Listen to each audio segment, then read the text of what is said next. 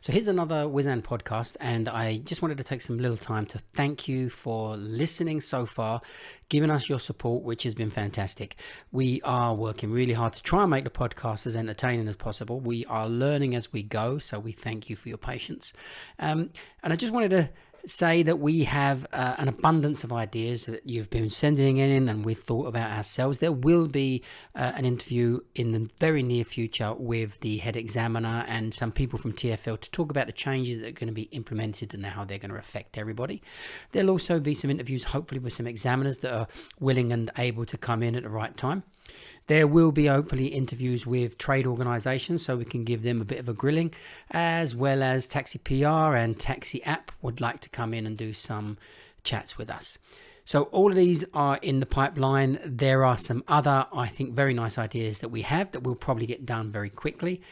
And it's just a case of saying thank you. Now, if in return, what we need you to do is to like the videos. It helps. So far, there have been 4 dislikes. 3 of the dislikes are by the same person, and one they've managed to dislike one video twice. It might still be the same person, we hope. But if you've got the time and energy to take time out of your life to dislike our videos, you really mustn't like us, which is quite interesting. But thank you for the 4 dislikes. It's been super. Also, you can listen to our podcast on Spotify, Google, Apple Podcasts, as well as Podbean and Amazon Podcasts. So follow us there so you can listen along in your cab. We will try to balance between knowledge-related topics and taxi topics. And in today's podcast, I had a casual conversation with John Redding, the points collector, just to give students an insight to what his job entails and how important it is that you share as much detail about your appearances with him. So without further ado, let's get on with it.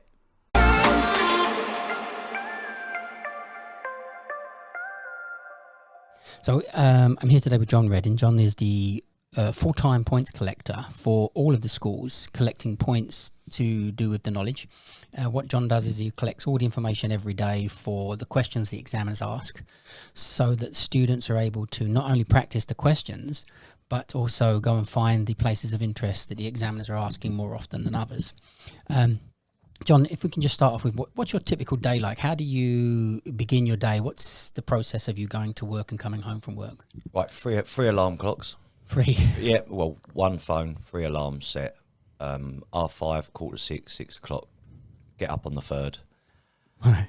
Get up, cup of coffee, then shower, and then don't have night to eat. Don't eat in the mornings, and head over to my dad's, bike out the garage, and I'm away by 7:15.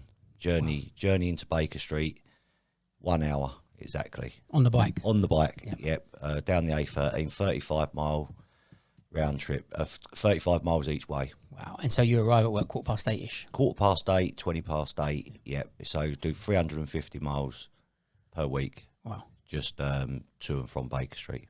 So I don't think people appreciate so much how much you actually do drive in and out of work every day. Lots, yeah. It's more mileage than time, really, because it's all A13, Basildon, into Baker Street. So, and in all the years you've been doing this as well, have you actually missed a day? Missed a day by accident where you got up and you couldn't get there, was sick or whatever? One.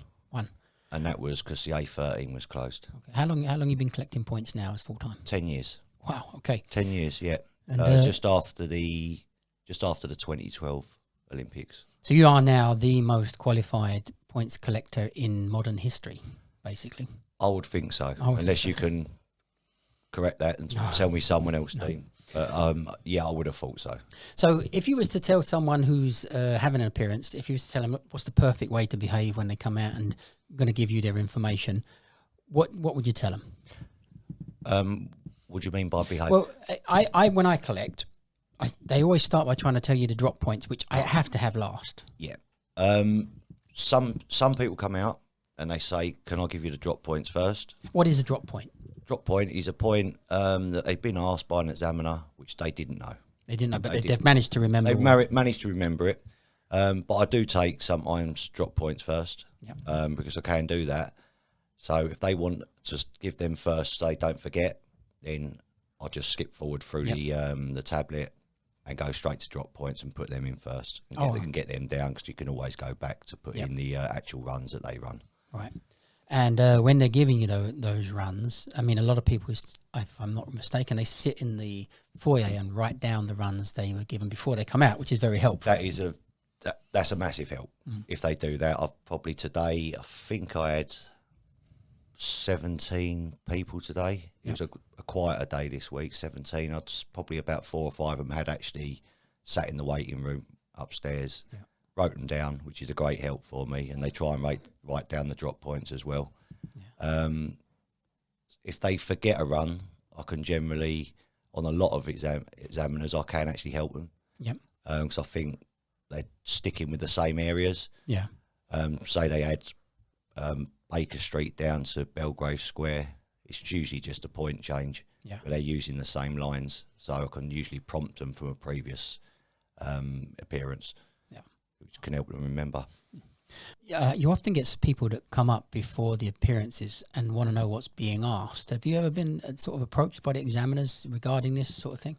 No, not exactly approached by them, but I know students have been approached by the examiners, saying that they've seen them talking to the points collector. Oh, okay. But to be honest, I don't like handing over the information because certain students come up and they've been into an appearance, they haven't scored, they've come out of a D, and then someone's trying to take the information, so they're going in like geared up with the runs where the person who hasn't scored's gone in blind. Yeah. I'm not a lover of that. People generally, most of the time, don't ask me what's been asked, but they will just come up and ask which examiners are in, which is fine. Yeah, I can tell them which examiners are in. I've had that today. Yeah. No one's actually asked me what's been asked though today, but it does happen. Yeah, no. The last time I collected, the one guy asked me what had been asked, and I kind of felt it was a bad idea on his from his point of view because I don't think he was very, very good. And when he went in, he was not asked anything that had already previously been asked, and he was completely rattled and got pretty much 0 on 4 runs. Yeah. And felt like he had no chance. And he probably had no chance at all anyway. And I suppose in hindsight, his only chance was that he was to be asked the questions that had been asked that morning. And even then, I suspect that he might not have scored too well because he would need time to practice them. And sometimes people's level is just so low. I say this to the people. I said, look, you're better off not knowing. I said, because if I tell you 4 questions that have just been asked from a particular examiner, all you're going to be thinking of when you go up there and you sit in that waiting room is how to run them runs. Yeah. You may not get asked them questions. So your focus has now gone to them 4 runs and away from your general knowledge. A bit of tunnel vision. Yes. So, and that happens. And also that happens is it's got people on stage 5 asking what's been asked on stage 3. I try to tell them you're not getting those questions. Yeah. You're not getting them, so don't worry about them, so. And on the days that you're out there, are any examiners friendly to you, or do they give you some comfort? 90% of them, yeah. Yeah. 90%. Out of all the examiners, who would you say is your favourite? Mr. Harvey. Oh, okay. and why was that? Always talks to me, calls me by my first name. Have a general chat with him, ask me how my week's going, ask what I've done at the weekend. Very, very nice man. Yeah, generally all round. He's a great but that's guy. not saying the others are not. No, not at all. I'd say talking to me, Mr. Harvey, Mr. Patel. Yeah. But is Jay Patel talks because he probably comes out and smokes a lot, doesn't he, old Jay? Comes out and smokes, it comes out, but he always takes time to come and talk to me. Yeah. So, which is nice. Yeah. When I'm there, one of the worst things I find happens is that someone offers to buy you a coffee, you really fancy a coffee, but drinking any form of liquid is the cardinal sin, isn't it? I think of points collecting, it can be a nightmare. Yeah. You get asked every day, would you like a cup of coffee? If I've already had 1 cup of coffee, I'll have my 2nd cup of coffee. But if I've had 2, I won't have no more. Yeah. But I use the toilet in the carriage office. So rather than a cup of coffee, I could give you a couple of quid and say, buy yourself a coffee later. Yeah, no, but it's nice. It's nice of the students to ask if you want to drink. Yeah. And I've had one this morning. Would you like something to eat? I'll go and get you something to eat. It's nice. So, yeah, but a lot of the students offer you drink. off you something to eat. But I've got to be honest, over the last 10 years, I've seen tears. This is grown men crying through passing the knowledge and through failing, getting D's, and also upset by the way they were treated in the exam room.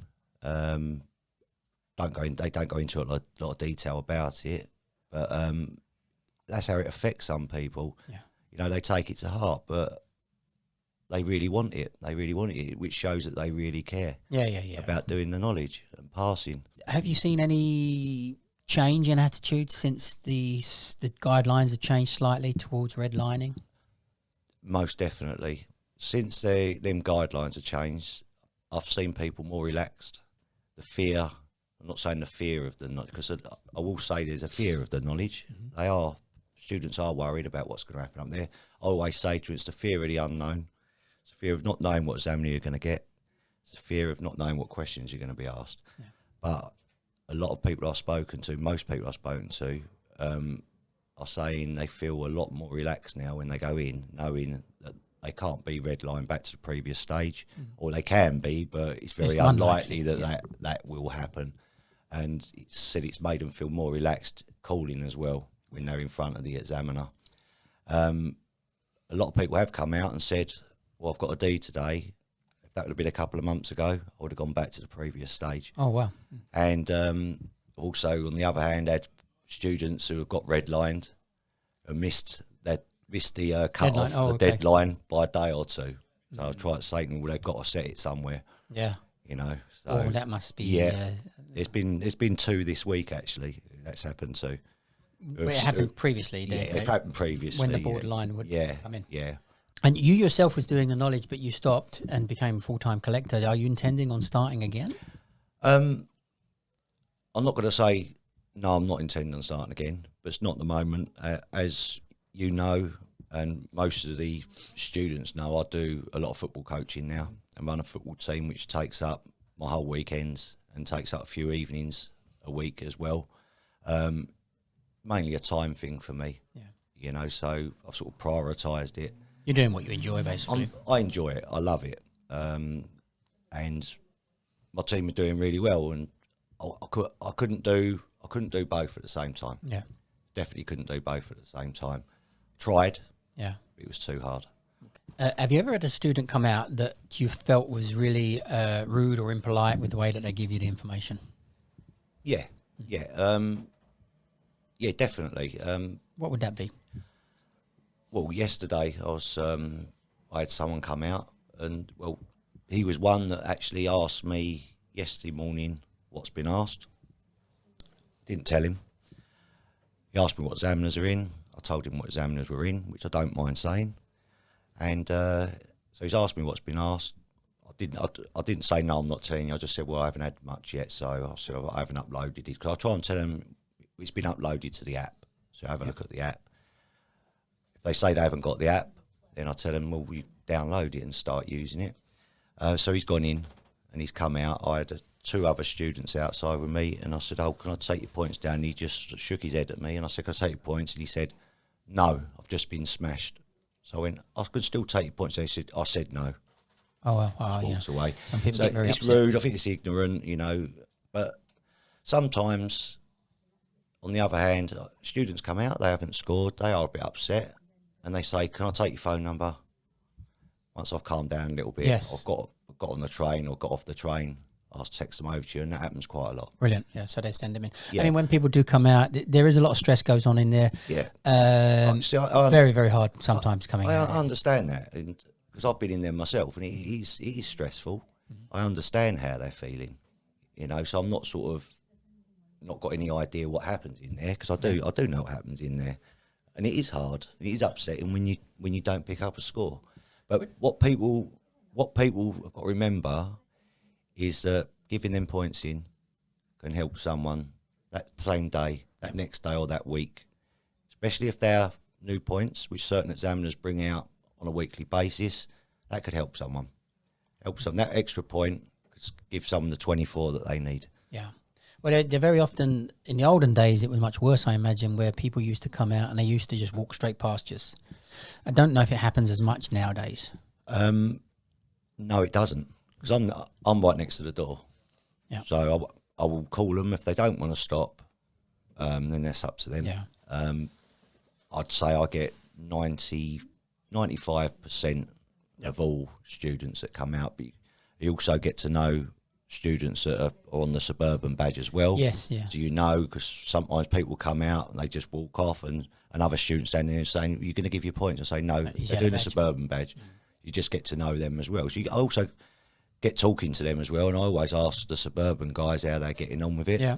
But there's also a lot of suburban drivers I've noticed doing the green now. Oh, okay, yeah. Because they all have to come up with their badges on. They have to wear their yellow badge when they go in. That's one of the rules up there, apparently. I didn't know that. I think I kind of knew it, but it must have slipped my memory. But when the ones I saw go up recently, I didn't see them with their badges. They might have put them away. Yeah, but they're doing the yellow. I always felt was a bad idea from the very beginning. You should start off with a green and just get it done. In terms of the people you see doing knowledge, would you say the percentage of those that would be PHV drivers? Private hire drivers. As a percentage, I'd say people doing the knowledge, I would say at least 20% of our current PHV. private hire. So it's quite a lot of people I always see that are private hire doing the knowledge. And always my question would be to those that are private hire drivers that are not. These guys seem to know that driving the black taxi is going to be better than driving the private hire. And there's a predominantly large amount of private hire drivers that are sticking with that. I have some good friends that are now private hire drivers that are doing the knowledge. And I think they've taken a very, very big hit recently. The Uber drivers with the VAT and other aspects that have come in to change, they're not earning anywhere near what they used to. And the fares are so cheap for the customers, but not for the drivers to earn a fair living on. So I think that lots of them should be doing the London knowledge anyway. Yeah, well, every day, I don't know if you're aware that they, in the same building now, they do the topographical tests. They start that at 9 in the morning, and they also do an afternoon starting at 1 o'clock.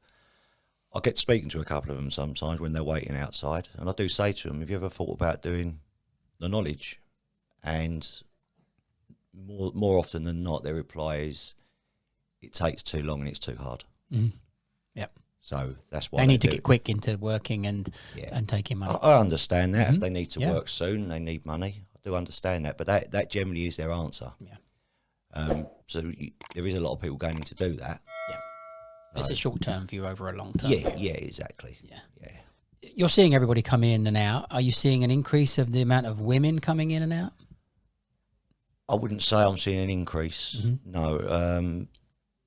2 or 3 a week, I'd say, is a good estimate as to how many women are probably going up for appearances. Right. So you must know every woman that's actually on appearances currently. Yeah, definitely. Do you have any opinion as to why so few women are doing the knowledge? I can only suggest whether they may have children, they may have to do the school run, things like that, really. Possibly a safety thing and feeling safe going out doing their runs and doing their pointing. Yeah.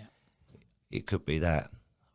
I don't really know what else. Or I wouldn't like to say that they think it's a man's job, because I don't. It's a female job as well. Yeah. They are out there. You see them. I see them every day going up and down Baker Street. There's definitely women out driving taxis. Yes. There's definitely a job there for them. I feel it's a perfect job for women. For freedom. Full stop, yeah. But it is getting them to make that decision to commence it. Because with that, they can, as I mentioned earlier, regarding having children, taking the kids to school, they can do that job around that. Yeah. They can do both of them. Thank you, John, for giving us an insight into your day, and thank you for your services, because basically without you going up there every day collecting all of this information, a lot of people would be finding the knowledge even more difficult than they currently do. So without you, the job is, I'd say, almost impossible. I know there are some examiners that feel that we shouldn't have the point sheets. Now, their view would be that we just basically need to learn and find every single place in London, which is a little bit extreme. and really wouldn't work. We need some format of giving us something to chase. And as it is, we are chasing around 6, 7, 8,000 points. And hopefully in the future, it will maybe come down to 6,000 points, which is more than enough for everybody to go and find and learn when studying the knowledge. I think we're more concerned personally with how well people get from A to B, and I think customers are more concerned with how well people get from A to B, and we're very skillful at that. So thank you again, John, for your service, and keep it up. I will say, just before we finish, if you feel like you're not going to finish the knowledge, you will. I believe we're up to badge number, I think we're up to 81,000. Well, it might already be 81,000. The first badge I see as a points collector was 72,000. So that's like 9,000 drivers I've seen pass in the time that I've actually done it. So there is a badge there waiting for you. So don't give it up, and please come over to me. I don't buy it. Hand your points in, whether you scored or not. Friendly, I'll take them down, and it always helps everyone else on the knowledge. And in the words of Mr. Price, you'll give him a rub down with an oily rag. Exactly. Thanks, Dean. Thank you, John. Thank you. Bye-bye.